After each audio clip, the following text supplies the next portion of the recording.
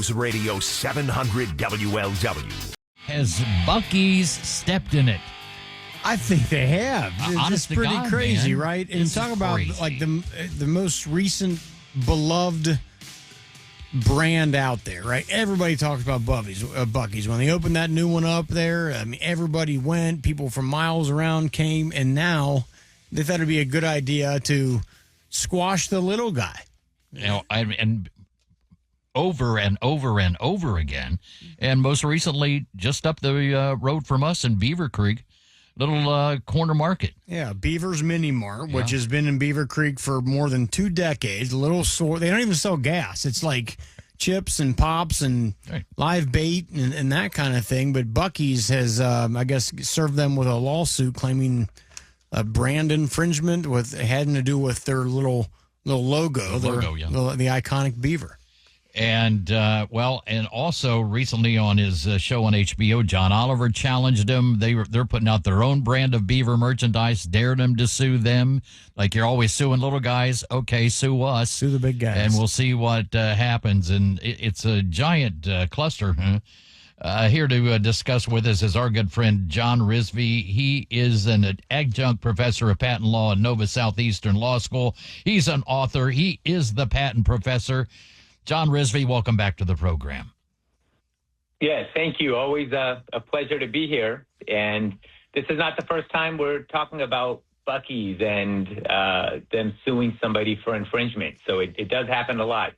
Yeah, well, you heard the way we introduced this, John. Are they really stepping in it? It's starting to, people, especially around here now, they're just now catching on to the fact that Buc-Ee'S is, litigious at the drop of a pin. And so they're seeing it firsthand with this. I mean, this little store is maybe 50 miles from where we're sitting. Yeah, so this is certainly not looking good as far as you say, stepping in it. Certainly in the court of public opinion, it's looking horrible. And particularly since they've recently been dared by John Oliver and, the world's essentially almost one of the largest media companies, Warner Brothers Discovery, to sue.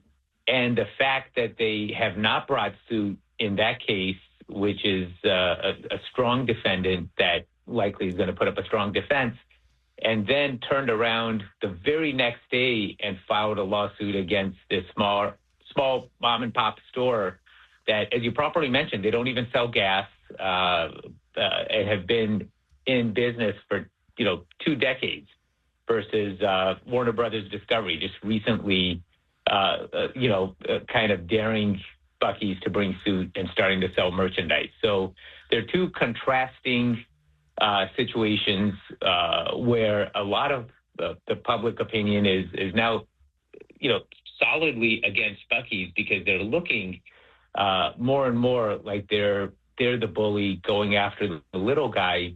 And when somebody with adequate resources does something similar, to many people's eyes, even worse, like an open dare on national television, and even their mascot, Mr. Nutter Butter, who's a squirrel that apparently looks too, How do you sue Nutter Butter? Right.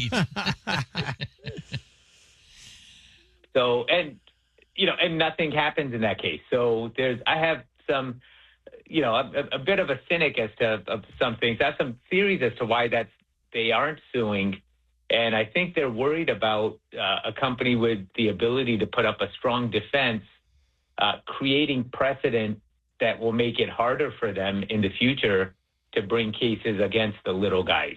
So it may be a strategic decision of, hey, let's not pursue this case here because Warner Brothers Discovery is able to afford a significant defense and they have access to lawyers. And if they win, then it's going to hurt us in future cases. Whereas they're thinking with Beaver's Mini Mart, that's not going to be the case. Right. And hopefully they're hoping it's either going to be a quick settlement or even if it does go to court, they have the legal power to win and get strong precedent on their side. So let's start with the legal side of it. What is precedent when, again, there's, because there's different logos and different brands, like small things all over the place. And then say a big company comes about, like Buc-Ee'S. And I mean, legally, can they go after an image that may have been founded 10, 20 or more years before them? What's the legality of this?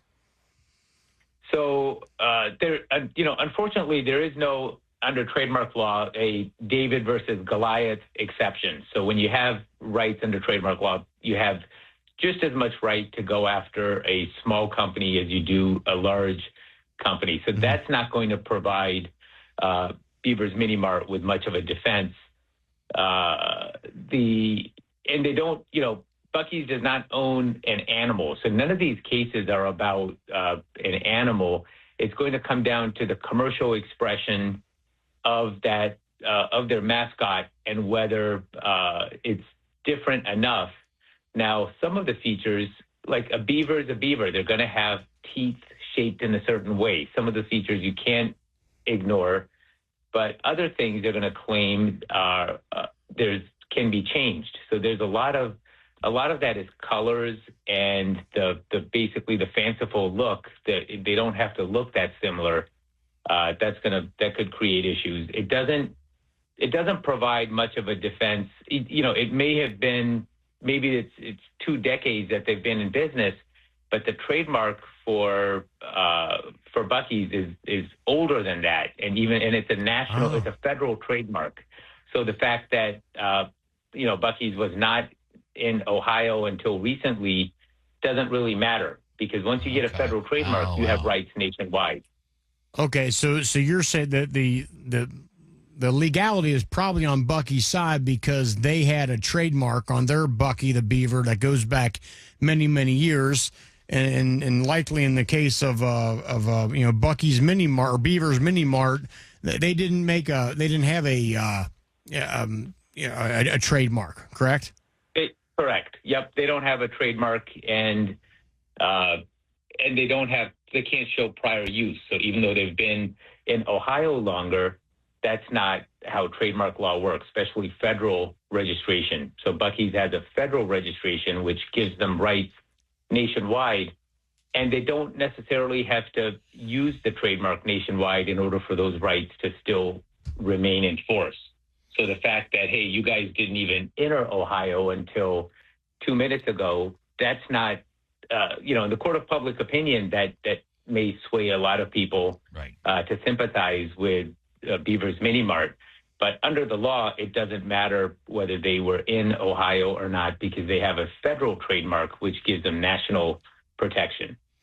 We're talking to John Risby, and John, you mentioned the court of public opinion, and honestly, as a variation of law professor, but nonetheless, as a citizen of the United States, isn't it just, it's a bad look for these guys. It is. It's not looking. It's not looking good at all. Like one further fact, and maybe this is, it's hard to speculate why Buc-Ee'S is not bringing suit against Warner Brothers Discovery. One factor might be the fact that they're a very large defendant with access to excellent legal representation. But another factor might be that they have the products that they're selling, they have promised to donate all proceeds to a charity, Hunger Free America. So in the court of public opinion, if they were to bring suit, even though it's a bigger defendant, Buc-Ee'S would still look bad because they're essentially taking money away from hungry Americans. So in both cases, they have a lot to lose in the court of public opinion, at least with Beaver's Mini Mart. At least Beaver's Mini Mart doesn't have a free speech defense, because which is what John Oliver one of the defenses is, hey, trademark law does not protect companies from being made fun of. Like, this is parody. We're making fun of your company, and that's protected speech under the First Amendment. But for Beaver's Mini Mart, they don't have that defense. They're essentially selling goods and services which are very similar to what Buc-Ee'S sells. And yes, they're not selling gas, which is one of the products, but you don't have to have an exact match for products in order for there to be a claim for trademark infringement.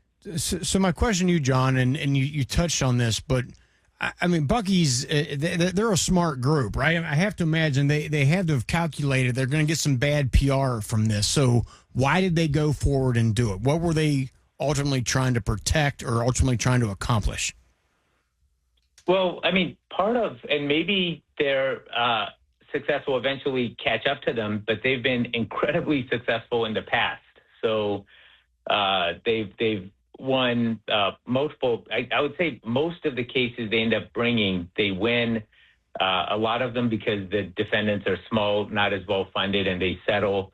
But other cases have actually gone through trial, and Buc-Ee'S has been found to win. So part of as to why they brought this lawsuit, they may believe that they are going to have another win under their belt, and that only strengthens their negotiating power with the next infringer in the future. Gotcha. All right. With that, John, we will let you go. People want to find out more about what it is you offer. Where can they go?